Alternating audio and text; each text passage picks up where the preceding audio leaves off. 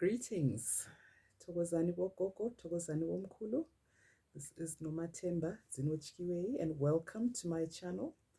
This is the second video that I promised, and today in this episode we are going to be discussing crystals. So you may have seen a lot of controversial comments about crystals, especially when it relates to Black people. People of African descent. People will say, oh no, we don't do those things. They're not for Black people, they're for white people. And the white people will say, oh no, they're unchristian, they're demonic, they're pagan. So I just want us to chat a little bit about the origin of the use of crystals. So crystals were used in the Bible, believe it or not. The Jewish high priests wore a breastplate that was a square shape, and on it had 12 crystals. Each of the 12 crystals represented one of the tribes of Israel. Within the breastplate was also what they called the Urim and Thurim. Nobody really knows what they looked like, but they do understand that they were black. One was black, one was white, and they were actually used by the priests to divine, to know the will of God in a situation. So you'll find that divination is in use throughout the Bible, particularly the Old Testament, also in the New Testament. They would draw lots, using straws, and I guess whoever drew the short straw is the one that had to do whatever had to be done. So that was a very common way of deciding controversial issues. You'll find that when they had to choose a replacement for Judas among the apostles of Jesus Christ, they also had to draw lots. So it's very important to understand the origins and the use of crystals. They've been in use for thousands of years. They were mostly worn by people of rank, people who had money, because crystals are quite expensive to obtain. They're not as easy to carve or render into jewelry. So you'll find that people wore crystals were mostly people, those that wore crystals were mostly people of rank. So you'll find that crystals are still worn. They say precious and semi-precious stones like diamonds, semi-precious stones like sapphires and amethysts, and then you have other semi-precious stones as well that are used for jewelry. Either set in gold or they're made into beads. I'm actually wearing a necklace made of citrine that's set in gold. So you'll find that the crystals have various colors and they have certain properties that are associated with those colors. They're becoming very popular now as people are going back to understanding energy and managing energy and helping to just regulate their bodies, their minds, and their emotions. So people are now wearing crystals a lot more. You'll find a lot of people wear crystals on their wrists as bracelets. Some wear them as necklaces. One or two maybe wear them on their ankles, but they're few and far between because crystals can be quite heavy. So generally, people that wear crystals, you can just be attracted to crystal and want to wear it and work with it, and if it makes you feel better, that's great. I have been shown crystals in my dreams. That's why I went back to wearing them. I used to just love them and I just would buy them and I would wear them, and at one point I got rid of all my crystals because I felt like it was not a godly thing. But then I learned about ancient Kemet and the fact that crystals were worn and used in ancient Kemet, and that they were worn and they were used in the Bible as well. So they really can't be that evil. But I have been shown crystals in my dreams, so I do wear them for their healing and calming properties. Personally, as an empath, I find that when I travel or I go out of the house and I am in crowded places or I encounter people that are carrying a lot of negative energy, because I'm clairsentient, I tend to attract that energy. and I feel terrible afterwards. I feel drained. I remember going into the shops once and I nearly collapsed after passing a person who had been under heavy spiritual attack. Um, and I perceived that, but by the time I got home, I felt so awful because I happened to be wearing black from head to toe that day. Needless to say, I learned not to wear black because black as a color um, attracts energy. On a metaphysical level, it repels energy, which is why it's a popular color for witches and wizards and people in authority. But if you wear black and you stand in the sun, you know exactly what I mean. It attracts energy in this dimension. So I don't wear black from head to toe anymore. And I now make sure that when I go out, I wear my crystals if I'm engaging with people, particularly people that I know to be emotionally draining, energy vampires or energy suckers. I use crystals personally to just protect my energy field. And I generally wear my crystals with my beads around my wrists. Occasionally, I will wear a necklace. I have a necklace or two, but I wear those for very specific reasons, times of the month, and that kind of thing. But that's just a really short rushed, if you like, history of crystals. But I'm going to explain them very simply in terms of the chakras. So we have 110 or 116 chakras, depending on which source you read. But there are 7 major chakras in the body. The first is your root chakra, which is at the base of your spine, and that vibrates to the color red. And that is closely associated with earth energy, the elemental energy of earth. So when you are feeling fearful, scared, because the root chakra is associated with your feelings of safety and security, if you're feeling fearful, scared, if you're feeling ungrounded, like your mind just kind of wants to like float away and you want to bring yourself down to earth, generally it means you need to do root chakra work. And there are crystals that are associated with the root chakra. So crystals that are red in color work very well with the root chakra. There's this one, which is lake coral. And this comes, I believe, from somewhere in Asia. I think it's Nepal. I believe there's coral reefs in the lake, and this is where they mine these particular beads. So they're a reddish color. That one just came off the end there. I'll need to make sure that I secure it. They're reddish in color. They've got darker red marbling on them. And I just dropped one. I'm going to have to look for it later. Reddish brown with the sort of marbling in orange and a darker red. That's lake coral. Then you have your sea coral, which is mined from the coral reefs. The strand is a little bit twisted. I'm just going to make sure that I don't lose any. I have made a number of bracelets, so I just have a few of these left. But these are a bright red color. Again, with, you know, streaks of black and a darker red. Let me do that so that the camera is not out of focus.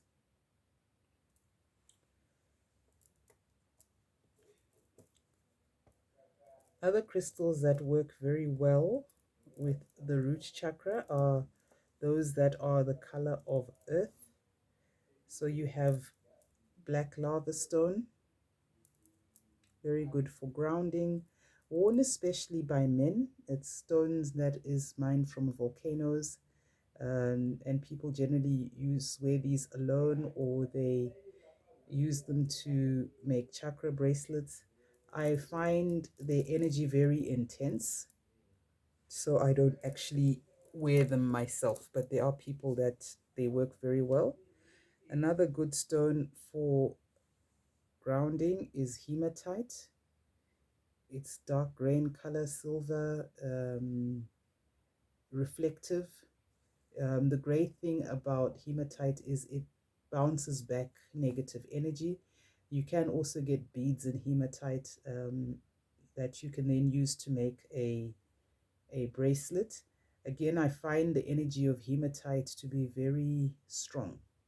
So I did make a hematite necklace, a necklace with hematite once, and I just put the one bead because I found a whole bracelet would have just been too much energy for me. So you'll find that you'll get chakra bracelets that use like the 7 colors of the rainbow. Another so these just as an example of a chakra bracelet, I use for filler beads seashell beads. I also use these as prayer beads. There's a prayer that I like to say to Saint Therese, which requires you to make 15 repetitions. So I have 15 beads that allow me to say that prayer. But these are the crystals that I have that are protective, that work with the root chakra. Another set of stones that are protective that work with the root chakra is agate, and you get different kinds and colors of agate. This one is in several different colors, all colors of the rainbow, but agate is also very good all-round protective stone, and it works with that earth energy and the root chakra. You can also wear wooden beads because wood carries the vibration of the earth, color of the earth, also very good for balancing the root chakra. Not as intense as stone or crystals, but they do the job. So those are the ones that really help that I have. There are many others and many different crystals. This is an agate as well. You can tell agate by the patterns, either round or concentric. Very good again for grounding and protection. The next chakra is the sacral chakra, which is just below your navel, your belly button. And the element that this is associated with is water. So you'll find that to balance and heal your sacral chakra energy, which is, represented by your creative side or creative pursuits or creative energy, as well as your sexual energy that is governed by your sacral chakra. You generally need to drink a lot of water, and wear the color orange or eat orange foods. So crystals that are very good for balancing the sacral chakra include any stone that is orange in color. So on my big chakra bracelet, I have this one. It's called carnelian. It's very good for balancing the sacral chakra. This is an orange agate that is also good for the sacral chakra. You also have citrine. Citrine works very well with both the sacral as well as the solar plexus chakra. So this is a gem chip necklace that I got years ago in the US. It has citrine, amethyst, peridot, which is green, and I'll come to that one, as well as quartz. So you can get round beads, you can get the chips as well. They just do exactly the same job. Another stone that is good for the sacral and the solar plexus chakras is sunstone. So sunstone is very good for attracting money and abundance, because the sacral chakra also governs your ability to make money. I think I have a sunstone on my other chakra bracelet, which is this one. So this is a coral bead. Then this is sunstone. The next chakra is the solar plexus chakra, and that is just below your ribs, above your navel, above your belly button. And this is the seat of your courage, your drive, your passion, and your self-confidence and your self-esteem. So stones that help to balance and heal your sacral chakra and support the energies is tiger's eye. It's got that beautiful golden color with the brown, and citrine as well. Citrine and tiger's eye are very good for attracting money. You'll find that you can get chakra bracelets that are made with lava stone and tiger's eye together with hematite, and those are very popular with men, especially for people that want to raise their self-confidence and attract money. I showed you the citrine earlier on my gemstone chip necklace. This is citrine. So any yellow or orange or yellowy orange stone um, will work very well with your solar plexus chakra. The next chakra is the heart chakra, and that is literally around your heart, in the front of your body as well as the back of your body. And the dominant energy, just before I move on to the heart chakra, the dominant energy of the solar plexus is fire. So normally if you have a tarot card reading and you have fire, a lot of fire in terms of wands in your reading, it generally indicates issues with confidence, self-esteem. Also, if it's a good card, it means that you're very good at manifesting your desires, and you therefore should work a lot more with fire, like light candles, or wear those crystals that help with that energy. The heart chakra, the dominant elements are water and earth. So it vibrates to the color green. So good crystals for working with the heart chakra are aventurine. Aventurine also helps with manifesting money, a little bit like citrine, but it works with the heart chakra, because when the heart chakra is open and the energy is flowing, it allows you to show love and receive love, and it allows you to receive abundance and also give generously, because the law is of the universe is about reaping and sowing. You give what you get. So if you give love, you get love. That is obviously if you're doing it with the right people who also have an open heart like you. Ideally you want to make sure that you guard your energy from people that would seek to abuse you and take your energy for themselves but give you nothing in return. That just results in unnecessary trauma. Another very good stone for the heart chakra is malachite. Malachite is a very common stone, very popular. It is mined in the DRC, Democratic Republic of the Congo. It is a very powerful stone, again, very intense energy, similar to, for me anyway, similar to hematite and the lava stone. Good for men, but very good for healing trauma and also attracting money.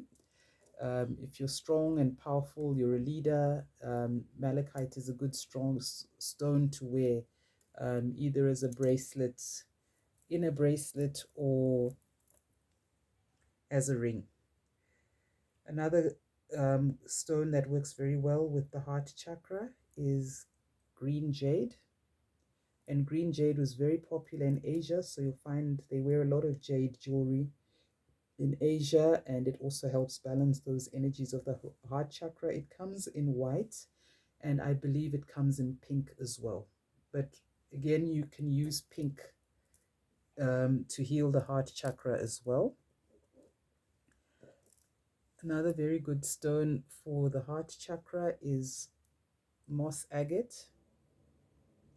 It's green with, flecks. It's kind of like pale, cloudy. Some of them are pale and cloudy, as you can see, and they are with the green flecks. It ranges from a very dark green to very light. All of these are moss agate. This is another form of moss agate, mostly white but with green flecks. I find moss agate very helpful if you have a cold or a flu. It helps to somehow draw out that energy. If you have a temperature especially, or a sore throat, it supports your healing, particularly if you're also chesty, because that means that the energy flow in your heart space is impacted. Another stone that's good for the heart chakra is fluorine or fluorite, and it has green as well as purple. Sometimes it's predominantly green, sometimes it's predominantly purple. I just happen to have one that has both colors. But the key thing to remember about the chakras and the energies is that you start with the root chakra. If your root chakra is strong, it's vibrating properly, the energy is flowing through it, your root chakra powers every other chakra. So normally when you have an imbalance, generally you'll find that you'll need to do root chakra work, strengthen it by wearing either a protective crystal, eating certain foods that are strong and earthy, like your root vegetables. You need to go outside and ground yourself, walk with bare feet around your house, or stand on the grass for a few minutes with your bare feet, just to connect yourself to the earth and draw that energy into you. There are many other ways of strengthening the root chakra. Wearing the color red as well helps to strengthen the root chakra. Most healers have red and white beads, or they wear red crystals, and that is part of the need to strengthen that chakra, because spiritual work requires you to be able to resist any kind of attack to your safety and your security. So the next chakra is the throat chakra, and the throat chakra governs your logical and rational mind. It governs communication. So your ability to express yourself, that comes through on your throat chakra. Your ability to hear messages also comes through on your throat chakra. So you'll find that the Old Testament prophets that had clairaudient gifts meant they could hear from God, and they had to have a strong throat chakra vibration to speak the word that they were given by God. And that chakra vibrates to the color blue. The dominant element is air, because as you know, air facilitates communication.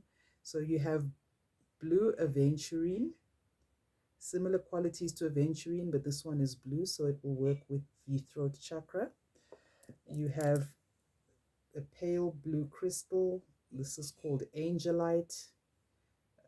Again, also that works quite well with your throat chakra. A very good crystal to use to balance and heal your throat chakra is sodalite. It gives you the courage to express yourself, and it helps to balance the emotions so that you don't say things out of anger. This is sodalite.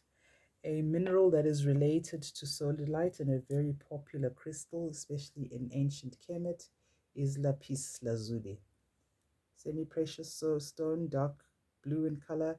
It has gold flecks. I believe that is a metal called mica. But lapis lazuli also works with the throat chakra, but it also works with the third eye chakra, and we'll talk about that one just now, because it is indigo in color, darker than blue, but not quite purple. So on my chakra bracelet, I have both sodalite and lapis lazuli. An interesting one you might want to consider, it's the blue, they call them evil eye beads. They were first worn in Asia, very popular in places like Turkey. The evil eye beads really have 5 colors: that very dark blue on the outside, a lighter color blue, and then the light blue that's in the center of the eye, then a very dark blue which appears almost black right in the center, and of course the white. So you've got 3 blues and 1 white, and these are also very popular, particularly if you feel like, somebody is giving you the evil eye, somebody is jealous of you. Very good protective symbol. Then you have the third eye, which is between your eyebrows, and the third eye chakra vibrates to the color indigo, which is a mixture of purple and blue. So I have a sunstone. It's very dark, so you might not be able to see the color. It's very dark in color. It's like the night sky. And it has little flecks, shiny flecks. You might see a little bit of the shine. It's a little bit like the sunstone I showed earlier, the orange one. Again, good for attracting money, but also works well with the third eye chakra. And the third eye chakra is responsible for your dreams and visions, and also connecting with spirit and clairvoyance. That's the only one that I have besides the lapis lazuli, which also works very well with the third eye. Other crystals that could work well with the third eye are crystals like quartz, because it's clear, it carries the vibration of all the colors of the electromagnetic spectrum from red up to violet. Also works well. Quartz, particularly clear quartz, is known as the master healer. I use clear quartz beads as fillers, just so that I don't have like too many different colors. You also get like this one, which is a pearl, but it's almost black pearl, but it's indigo in color. Again, works very well with balancing the energy of the third eye. Then the next chakra is the crown chakra, which is at the top of your head. And this chakra vibrates to the color purple. And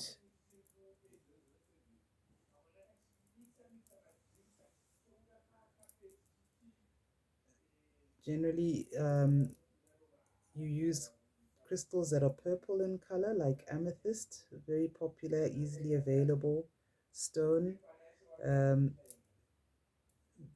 You can use that one to connect with your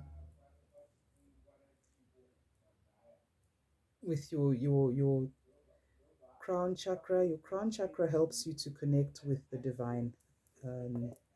So balancing the energy there helps you with your prayers and connecting with the divine. The fluorite also helps that crown chakra because of the purple color. And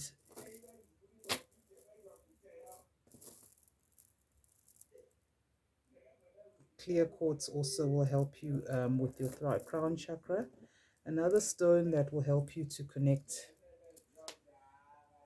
to the divine by strengthening your crown chakra. This one also works with the third eye chakra. This is called opalite. Opalite has a faint iridescence, a little bit of blue, mostly white, bit of purple, kind of reflective, very interesting stone. The first time when I was sold this necklace, they said it was a moonstone, but I later discovered that it's not a moonstone, it's an opalite. I have an opalite here as well.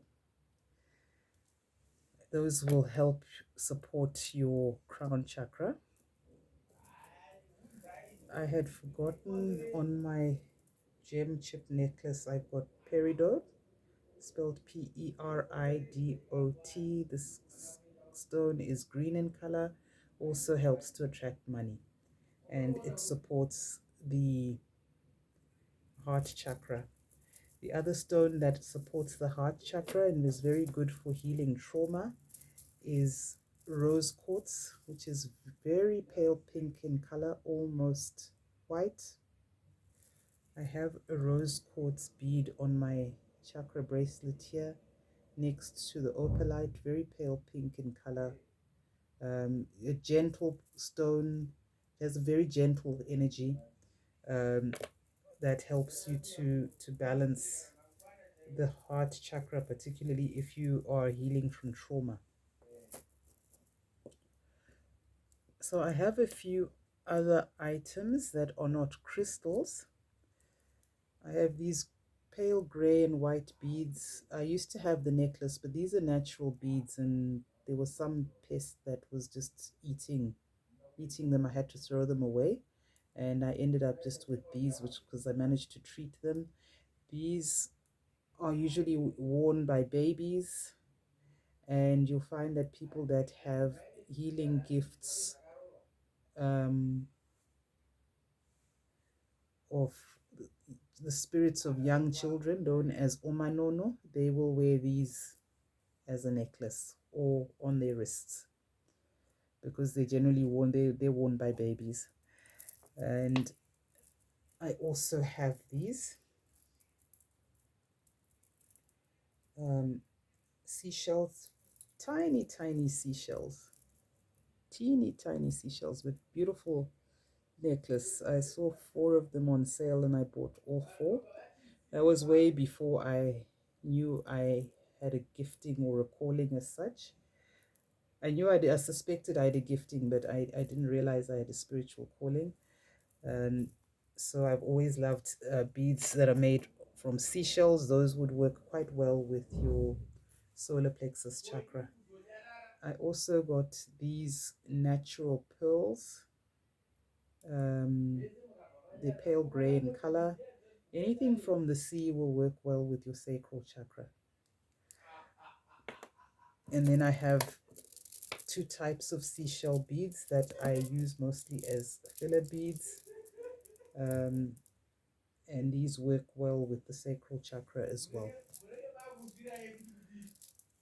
So I hope you have found this little tutorial useful on beads and shells. Just remember to check in with your guides if you're attracted to a particular bead or shell, and when you buy it, just speak to your guides and show it to them. I'm speaking purely from an African spiritual perspective. Speak to your guides, show them your beads, show them your crystals, announce your intention, set your intention, cleanse them. I cleanse my beads and crystals before I wear them. I light some frankincense, like an incense stick or the resin itself, and I pass the item through the smoke because frankincense cleanses negative energy. I show them to my guides, then I put them on. You want to every now and again cleanse and charge your beads, charge your crystals rather, either by putting them in the sun or holding them under running water. There's certain beads that you can put under the running water. So things like clear quartz, rose quartz, strong stones that are not porous, you can do that.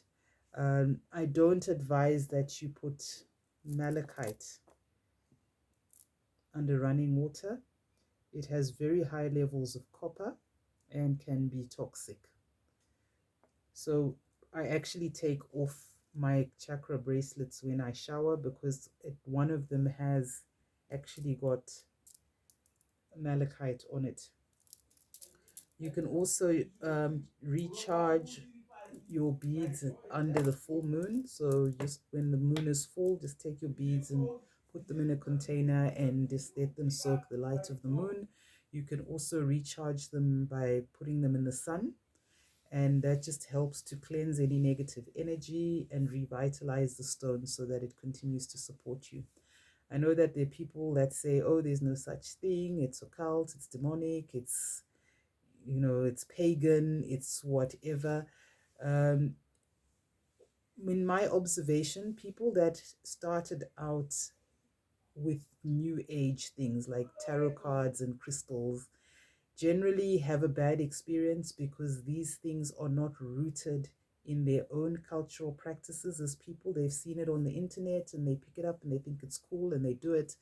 And because they don't have a proper spiritual grounding or understanding, they don't know, how to actually set intentions and cleanse the negativity and all of those things that come with the spiritual practice that is aligned to these things.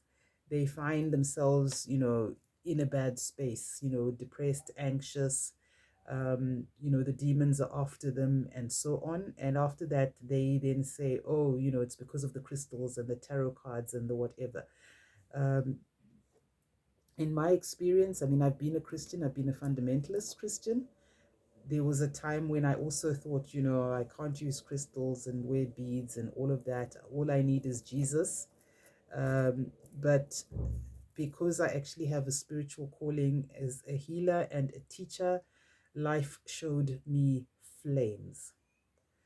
It's only when I started spending time rediscovering the ways of my ancestors, listening to my ancestors' messages, following their instructions, and taking up my calling, that my life turned around and I actually have more peace now wearing my beads, wearing my crystals, worshiping God, doing tarot card readings as I coach people going through difficult times in their lives and trying to, recover from trauma, doing the cleansings, doing all of those things which were the ways of my ancestors. I have more peace than when I just read the Bible and I did nothing else. But that is a whole other video. Um, just want you guys to know that it's okay, but you just need to be very intentional about what you do and whatever you do with crystals and beads, or any other spiritual tool, candles, incense. It needs to be grounded in your spiritual practice. It needs to be something that your ancestors did or used to do, and it needs to be something that they approve of. And once you do it prayerfully and intentionally, always making sure that you are connecting to your guides and to the Creator and you're living a good life, then you won't go down a dark path. You're not going to find yourself, inviting demons into your life. If anything, the demons that come are coming to attack me because of the work that I'm doing. And God and Jesus and the angels take care of them, even though I wear crystals and I read tarot. And if anything, going on my spiritual path has made me a better Christian than I was when I was just, Bible bashing. Because sometimes what happens with the Bible bashing is we become arrogant in our faith and we think we're better than everybody else, and we stop showing the love and the tolerance, which are really the tenets of our faith. That we should work out our faith with fear and trembling. That sometimes when you're a Bible basher, you become very superior and you think you're better than everybody else, and that is actually an ungodly religious attitude. And nothing to do with tarot, nothing to do with crystals. And if you carry that attitude, no matter how many tarot card readings you do or go for, no matter how many crystals you wear, things are still just not going to work out for you. It's all about finding the balance, being prayerful, being intentional, and as far as you can, being a good person and doing good to the people that you meet. So I hope you have a pleasant day, a pleasant evening. Thank you so much for liking, sharing, and subscribing. Thank you for your comments. I hope that we will continue to impart the knowledge and that you'll find it useful. And I hope you have a pleasant rest of your day and your evening. And we'll see you then again on the next video. Thank you for watching.